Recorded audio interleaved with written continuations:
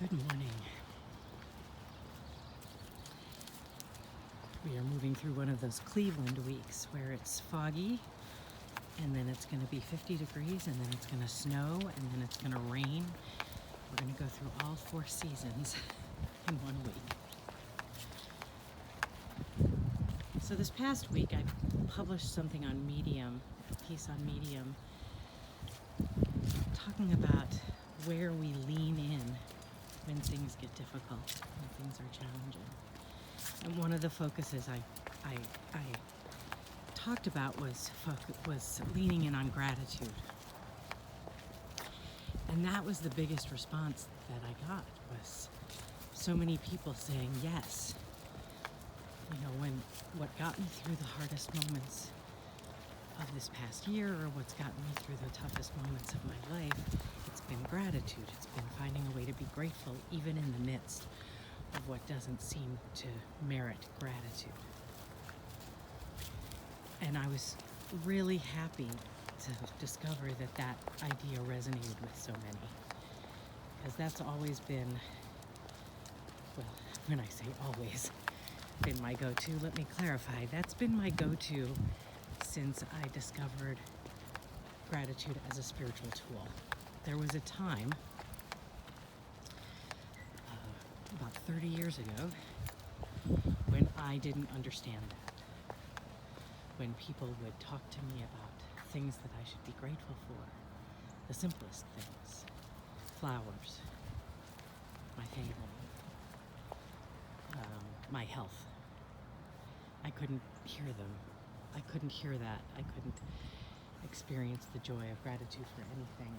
And it was a very dark time, and it was a very difficult time. And so, having learned the lesson of gratitude even in the darkness, gratitude even in the pain, gratitude even in the challenge, gratitude even in the unthinkable,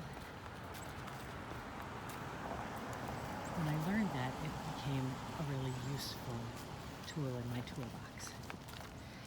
And I'm not, of course, the first person to come up with that. It's wise of me to know that. Viktor Frankl talked about that in his book Man's Search for Meaning, when he was on a death march from one camp to another during World War II. He was being held in different concentration camps, and he was on a night death march with his fellow human beings, and he stopped to look up at the moon and realized that wherever his wife was, she was seeing that same moon, and he was grateful for that. He didn't know if he was going to live. He didn't even know if his wife was still alive. But he was able to find gratitude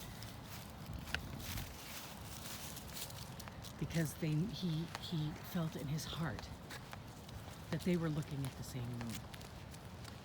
And if Viktor Frankl could find gratitude in that moment of his life, surely, no matter what is happening in our lives, we can find gratitude.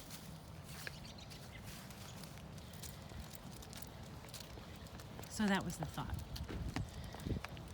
Woke up this morning and it was not a particularly easy wake up today. Just romantic. And I thought to myself, well, I woke up, so I can be grateful for that. And I woke up with this little brown dog, so I can be grateful for that. And I woke up inside, in a bed, with sheets that are clean. I can be grateful for that. I woke up able to dress myself and care for myself. I woke up in a neighborhood where I can walk my dog. I woke up.